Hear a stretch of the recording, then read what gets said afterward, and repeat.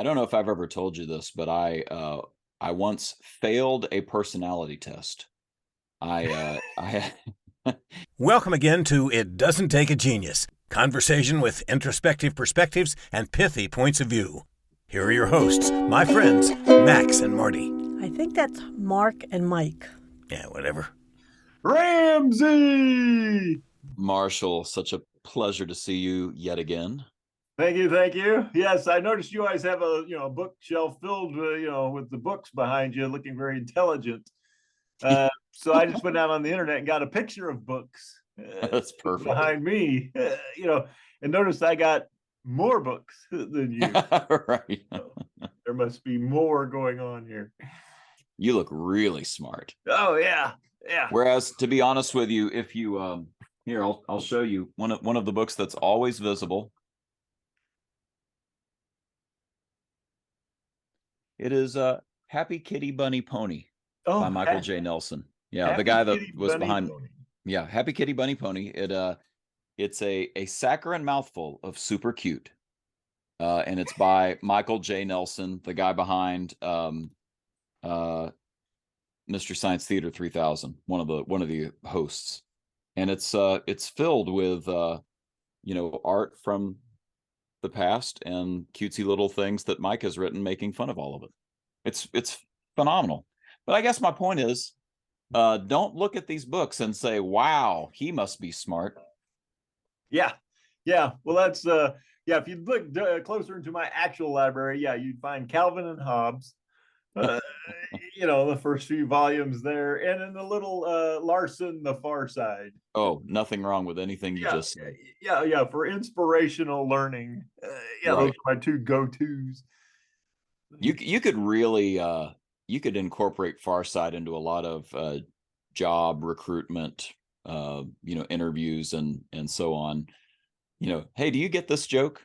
If they don't get the joke, you might need to think about what you're doing there. Yeah. Can't hire you. Yeah.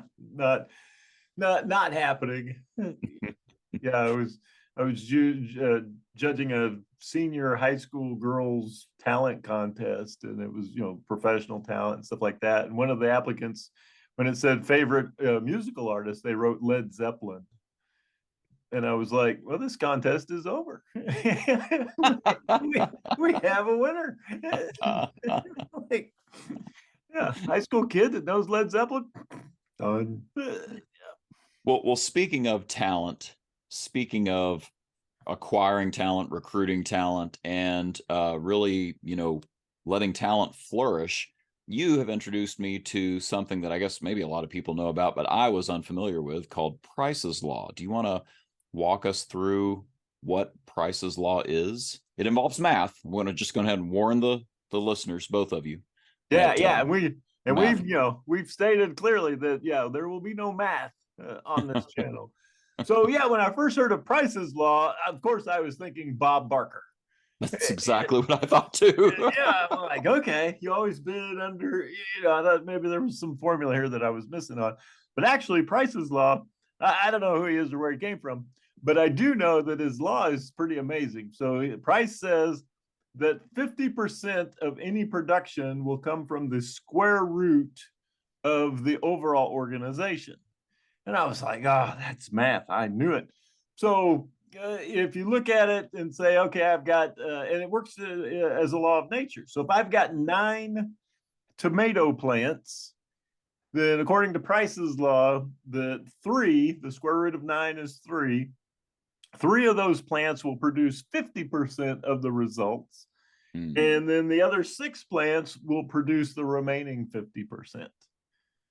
Okay, so there's a ratio here between the total number of employees or what have you that we're talking about, and how much production is coming from the square root of that total number. Exactly. So if I've got 16 salespeople, 4 of those salespeople, if that's the right math, 4 of those salespeople will produce 50% of the results. You're like, well, that's pretty wild. So the remaining 50% will be divvied up among the 12 remaining salespeople. Okay. And So like, wow. Yeah, that makes sense because I have certainly seen that, and I bet anybody who has worked in automotive has seen that play out. And I would say it's not unique to automotive, but I certainly have seen it in automotive that there'll be a sales floor, and you'll get a ton of production, a ton of units out of just these guys over here. And it seems like year after year that doesn't change much for a lot of sales floors. So is that a little bit of what we're talking about here? Oh, definitely, definitely. And I'd heard about this, and so I've got an organization that I work with, and they have a full-time data analyst. You know, Oh, this so young jealous. whiz kid, Sheldon Cooper kind of dude, and he's just amazing. And so I went to him and I said, "Yeah, have you heard of Price's Law?" And he hadn't, which made me feel very good. Yeah. And then you pointed at all your books and yeah. Yeah, like, hey, I know something this guy doesn't know in his field. So, I had him run the numbers, and we ran it with the sales team members, and we ran it with technicians, people who fix automobiles. Yeah. And Price's Law was frightening how accurate it was. Is that right? Yeah, in some cases it was 49, 51%. I mean, of the production being done by the square root of the number of employees. Wow. And we were all just stunned. Hmm. And at the same time terrified, because now when you think about it, you go, okay, so excellence scales incrementally. Hmm. Well, the rest of it scales exponentially. Hmm. So if you take it to its farthest, the farthest I can do the math, if I've got 100 salespeople, 10 of them will be producing 50% of all the results. Huh. So I got to get my sales team to 100 just Yeah. to have 10 thoroughbreds, right? Yeah. Just to have 10 guys who are killing it. And I'm guessing we're having this conversation, Mike, because really we'd like to break Price's Law. We would like to have either I don't know which way you go with it, but more production out of the 10, or could we grow the 10? Could we add an 11th and a 12th and a 13th to that list? Mm-hmm. Oh, definitely. So I posed the question to our good friend, the artificial intelligence overlords. No, of course you did. And I said, how do we get around Price's Law? And it told us all the stuff that we've taught for the last 140 podcasts, right? It says you've got to hire good people, train them, coach, right? Yeah. Keep them engaged, and you can overcome Price's Law. Yeah. And it was like, okay. And this dovetails nicely with what the Gallup organization learned. So the Yep. Gallup organization, in the book It's the Manager, they went Yeah. out and surveyed all these high performing companies, and they said, in these high performing companies, who do you spend your time coaching as a manager, and what percentage of time? And it was amazing that in the high performing companies, managers spent 50% of their coaching time with their top performers. Hmm. Which is almost the opposite of what everybody else does. Yep. Everybody else spends all their time with the lowest hanging members of their team, the guys who are struggling or causing the most disruption. And they spend most of their time trying to coach them up and completely neglect their thoroughbreds. So yeah, and according to Price's Law, now when you know Price's Law and Gallup's stuff, you go, whoa, I know exactly who I should be spending my day talking to. Yep. And I can so see that on a sales floor, how tempting it is. You've got that one employee who's just not getting there, and you want to just go help them get there, and that's going to take a lot of effort. I'm not saying it's not work that's not worth it, but it's going to take a lot of effort compared to I need to just pour into these thoroughbreds and see what it is they need to help them get to the next level, because there's already Price's Law doesn't specify, right? But there's already some internal motivation or a skill set or something that tells us that those are the folks who know how to, or could be unlocked for another layer of potential to get to a higher level. But I've seen, a management team just have meeting after meeting about that one guy, like how do we help that one guy? And it's usually a skill issue or a will issue in some cases. They just don't have the horsepower, aren't willing to acquire the skill set, what have you. Other times it's, it's just the wrong person. It just wasn't a good fit. Either way, there's all this effort being poured into that one person, whereas over here we have the gold mine for the organization. Oh, definitely. Yeah, and yeah, you sit through those meetings. Yeah, we talk about the two low performers, and we never discuss the guys at the top. And when you're a manager, part of keeping yourself in the right frame of mind is talking to those high performers. Those are great coaching conversations, right? Yep. That's one They're a question. pleasure. Yeah, one question, and then listen. Right. All right. You had another monster month. Tell me how you did it. And then let them talk. Yep. Right. And then, once they're exhausted that, then your second question is, what are you going to do next? Yep. They've already got like 10 ideas. They're just trying to decide between those 10 which one they're going to do. So yeah, that is, you can't have any more fun in a coaching conversation than letting somebody talk about their success, let them tell you what they're going to do next, and reinforce all the good stuff that they're doing.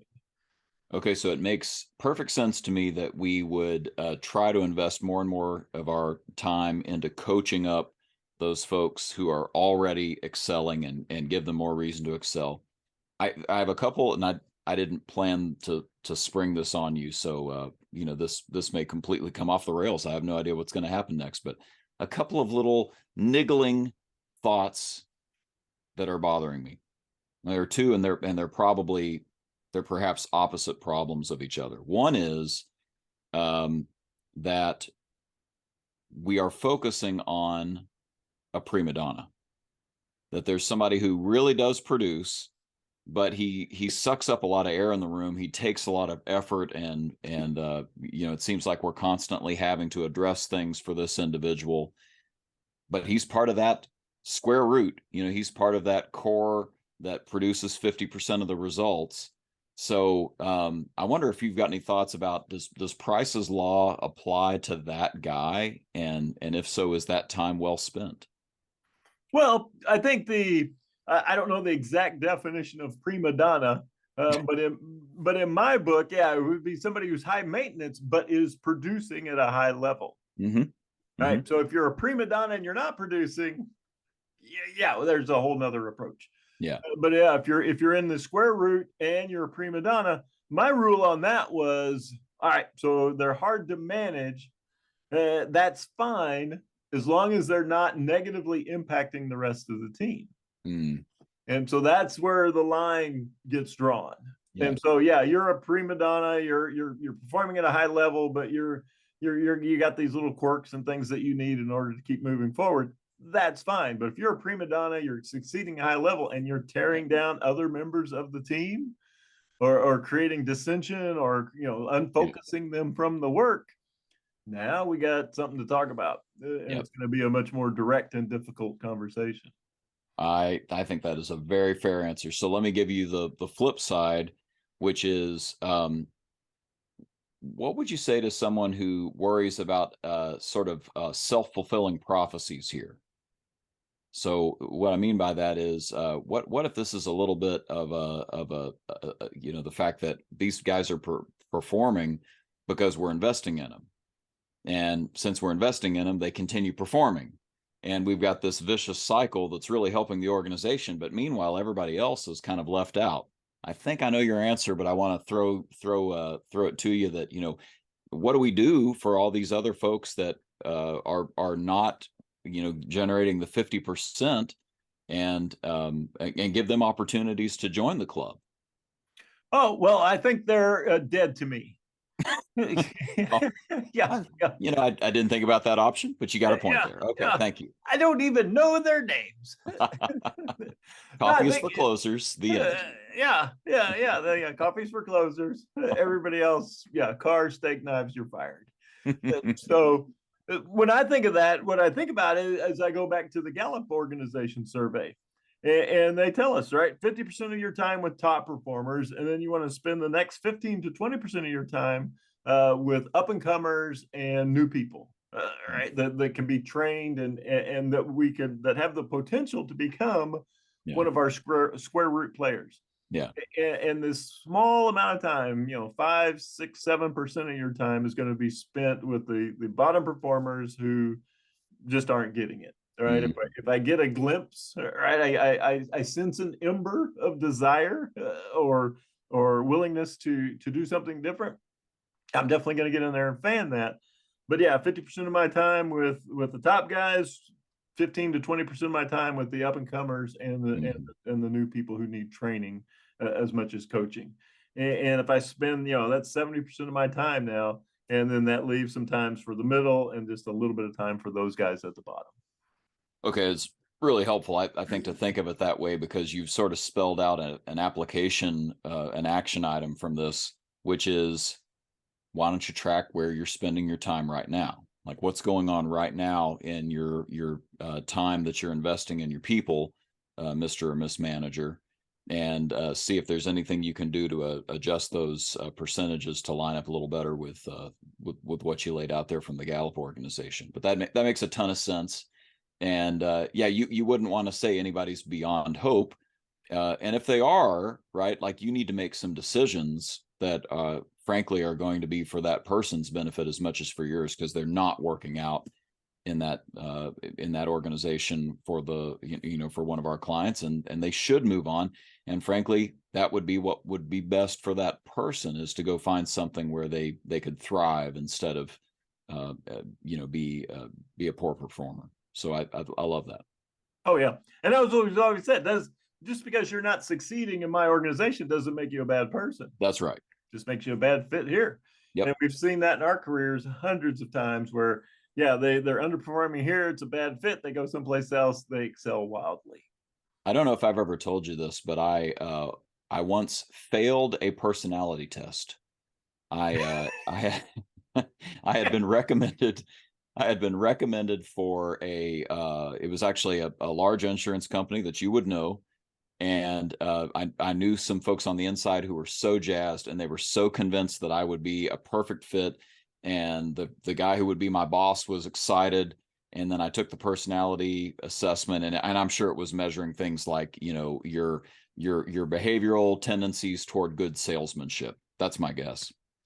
And I wasn't, whatever it was, I wasn't. And he literally, he had to just send me a letter and say, the process is over. I'm sorry, we can't bring you on. You did not have the requirements that we were looking for. The end. Have a great life. And so when I look back on that, I think what an incredibly terrible insurance salesman I would be. I probably could make it work. You can make anything work. I do believe that anybody can put their mind to it and change their skill set and change how they do what they do. But it would have been so bad. And I would have wasted, I guess, a decade before I figured it out, right? Because I would have worked through the system. I'm a pretty likable guy, but they had some hard and fast rules. And I would have, instead of being a bottom feeder who just wasn't anything other than a nice guy who wasn't really of value, I went off and found something else to do. Turns out it's something I love, right? And the rest is history. And I think I have brought value to my clients. But oh my goodness, what a blessing that they had some hard and fast rules about, that this isn't a good fit. Right. So goes right along with our discussion. All right. And you are a great salesperson, but you do it in a completely different way than that organization would probably have had you doing it. Well, that's I'll take that. Yeah, everybody is selling, right? We're all in sales, and everybody can do it authentically from a place that works. But mine would not have worked culturally for that organization. No right. Yeah, because we're selling the idea of do some math, find out if Price's Law is actually a fact in your organization. Yep. And then, figure out where you're spending your time coaching and who you're coaching and how are you coaching them. Yep. And can you thwart Price's Law? I love it. So that's fantastic. All right. So on the next episode, we're going to talk about Cole's Law.